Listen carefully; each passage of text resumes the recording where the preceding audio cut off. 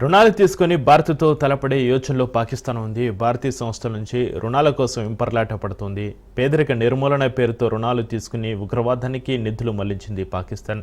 IMF సమావేశంలో $1.30 billion bail అవుట్పై నిర్ణయం తీసుకునే ఛాన్స్ ఉంది. ఈ క్రమంలో ఉగ్రవాదాన్ని ప్రోత్సహించే దేశాలకు ఎట్టి పరిస్థితుల్లో నిధులు ఇవ్వొద్దని భారత్ పిలుపునిస్తుంది.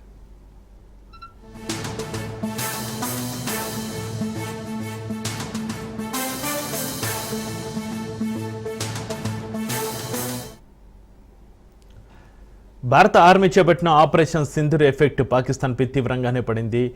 ఉగ్రస్థావరాలపై దాడిని సాయించలేకపోయినా ఆ దేశం భారత ఆర్మీ సాధారణ పౌరులపై దాడికి ఉపక్రమించింది. దీంతో పాకిస్తాన్ ఆర్థిక పరిస్థితి అత్యంత దారుణంగా తయారైంది. భారత్పై దుర్మార్గపు దాడులకు పాల్పడుతూ ఆర్థికంగా మరింత కిందికి దిగజారిపోయింది.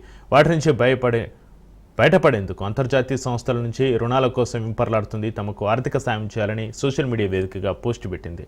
ఇందులో భారత్పై అక్కసు వెలగక్కడంతో నెట్టింట విపరీతంగా విమర్శలు ఎదుర్కొంటోంది పాకిస్తాన్. దీంతో తాము రుణాల కోసం ఏ పోస్టు చేయలేదని, తమ ఎక్స్ ఖాతా హ్యాక్ అయిందని పాక్ ప్రభుత్వం ప్రకటించడం గమనార్హం. దానిని సమర్థించుకునేందుకు ఫ్యాక్ట్ చెక్ చేసినట్లుగా పోస్ట్ చేసింది.